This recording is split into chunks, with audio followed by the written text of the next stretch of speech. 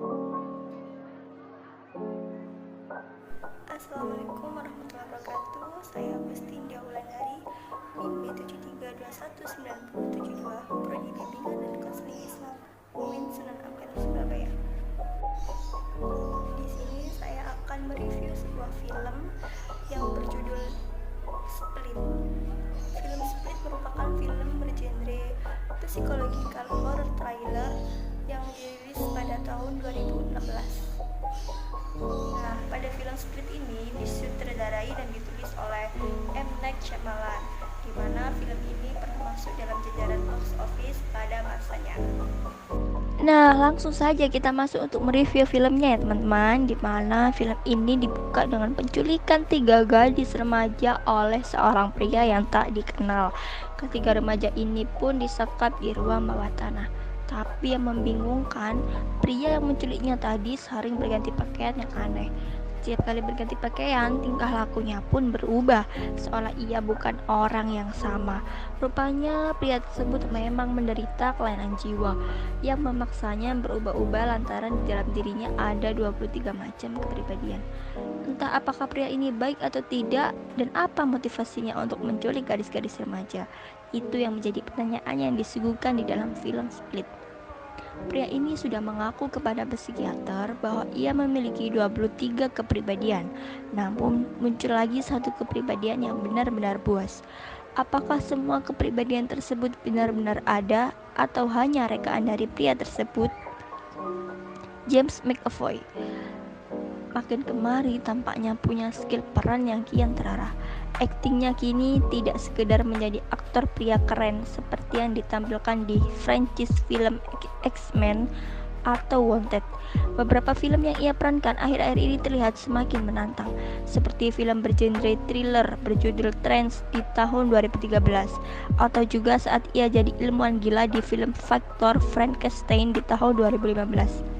McAvoy benar-benar sudah berubah menjadi aktor pemain karakter yang patut diperhitungkan, dan peran ia di film Split kali ini benar-benar sangat memukau. Walau tidak ke-23 kepribadian dari Kevin yang ia mainkan secara jelas, tapi setidaknya ada 4 karakter yang paling menonjol yang ia perankan dan benar-benar mencapai totalitas.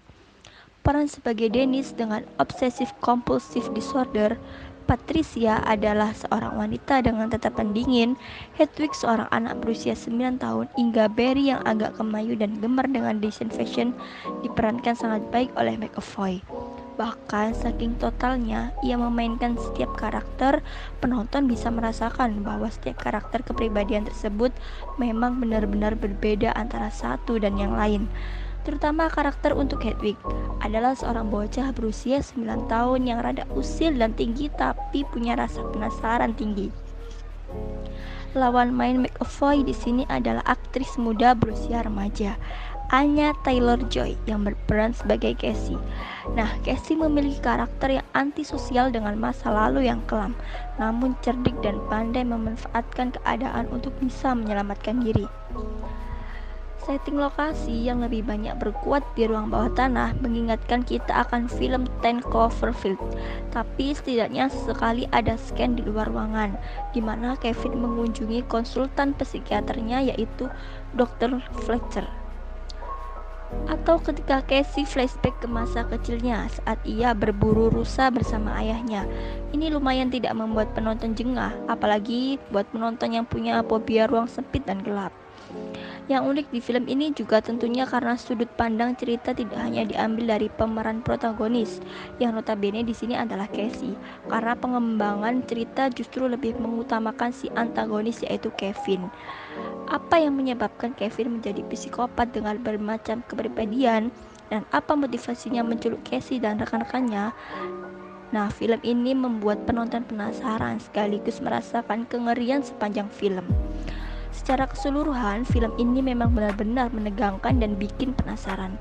Tak cuma itu, akting dari para aktor dan aktrisnya juga berhasil membawa penonton merasakan ketegangan yang cukup mendebarkan.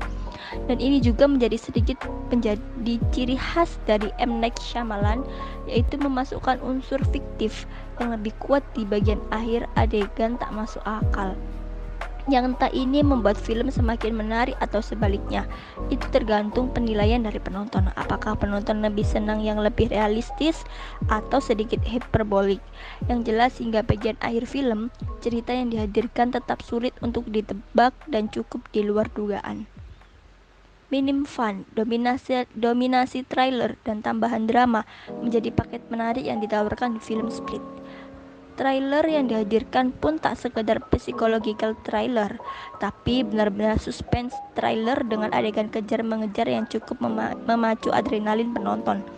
Secara keseluruhan, film ini benar-benar menguras psikologis penonton dan pastinya bakal menyisakan kesan puas setelah kalian menonton film ini. Jadi secara keseluruhan, Split adalah film luar biasa. Fokus cerita yang terbagi antara Kevin Crumb dan kepribadiannya yang banyak, korban-korbannya, hingga Dr. Fletcher yang merawat Kevin, bisa membuat ceritanya berakhir kurang dalam. Setiap muatan kurang dieksplorasi lebih jauh. Namun kekuatan film juga begitu banyak dan tak bisa diabaikan hingga kamu tidak akan rugi menyaksikan filmnya, meski filmnya sendiri tak mengobrol darah dan efek visual. Sekian review film dari saya, semoga bermanfaat. Wassalamualaikum warahmatullahi wabarakatuh.